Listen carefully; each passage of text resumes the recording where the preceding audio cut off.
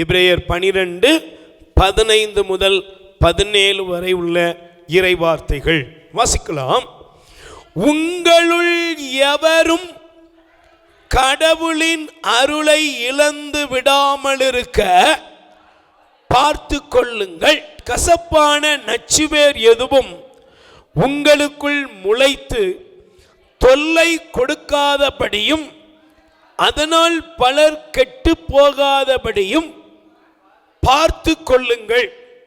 உங்களுள் யாரும் காமுகராயும் ஏசாவை போல் உலக போக்கை பின்பற்றுகிறவராகவும் இராதபடி கவனமாயிருங்கள்.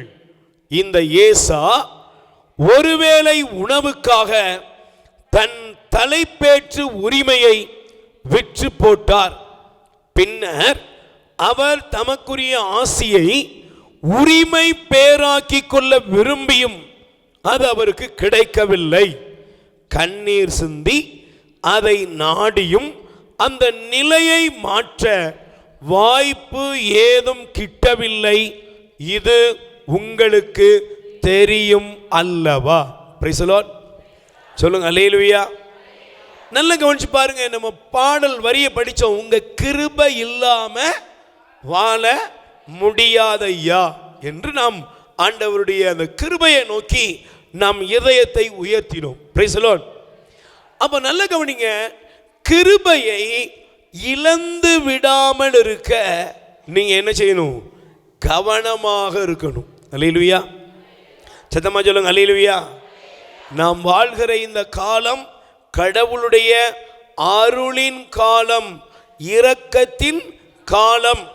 ஒரு காலத்தில் கண்ணுக்கு கண், பல்லுக்கு பல். ஒரு மனிதன் பாவம் செய்தால், அக்கிரமம் செய்தால் அவன் தண்டிக்கப்பட வேண்டும். இவள் இந்த பாவத்தை செய்தால் அதனால் இவள் கல்லறிந்து கொல்லப்பட வேண்டும் என்று இயேசுவின் பாதத்திலே ஒரு பரிதாபமான நிலையில் ஒரு பெண்ணை கொண்டு வந்து தள்ளி அவளுடைய குற்றத்திற்கான தண்டனையையும் அவர்கள் வைத்தார்கள். ஆனால் இயேசு சொன்னார், உங்களில் பாவம் செய்யாதவன் முதல் கல்லை எடுத்து எறியட்டும். எல்லாரும் போயிட்டாங்க. உடனே அந்த பெண் நடுங்கிக் கொண்டிருந்தாள். இயேசு அந்த பெண்ணை பார்த்து சொன்னார், அம்மா, உன்னை யாரும் தீர்ப்பிடலையா? இல்லையா, நானும் உன்னை தீர்ப்பிட மாட்டேன், இனிமேல் பாவம் செய்யாத என்றார். இன்னைக்கு கடவுளுடைய இரக்கம் நமக்கு கடந்து வருகிறது. ஆண்டவருடைய மேலான அந்த இரக்கம் எல்லார் வாழ்க்கையிலையும் நம்ம வாழ்க்கையில பரிபூர்ணமாக வெளிப்படுகிறது. Praise the Lord. ஆனா பாருங்க, இந்த அருள், இந்த இரக்கத்தை நம்மில் பல பேர் வீணாக்கி கொண்டிருக்கிறோம். அல்லேலூயா.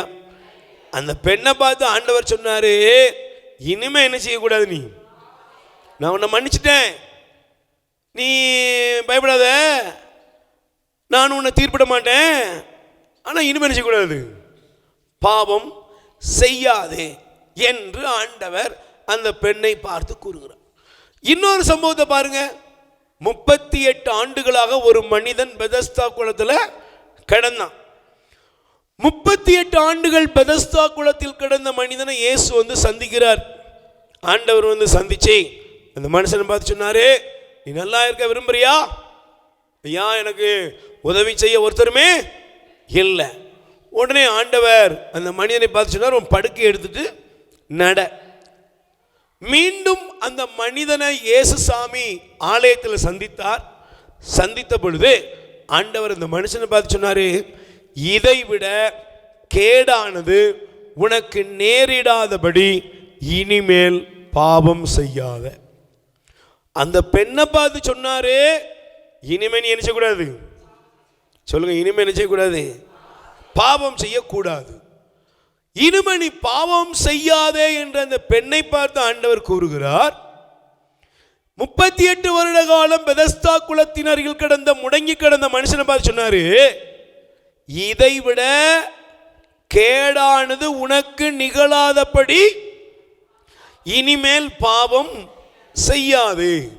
ஆனா நீங்க நல்லா கவனிச்சு பாருங்க, கடவுள் நம்மை மன்னிக்கிறார், ஏற்றுக்கொள்கிறார், நேசிக்கிறார். நாம் அவர் நோக்கி மன்றாடும் பொழுதெல்லாம் அவர் நமக்கு பதில் அளிக்கிறார். உயிர் வாழ உணவளிப்போம்.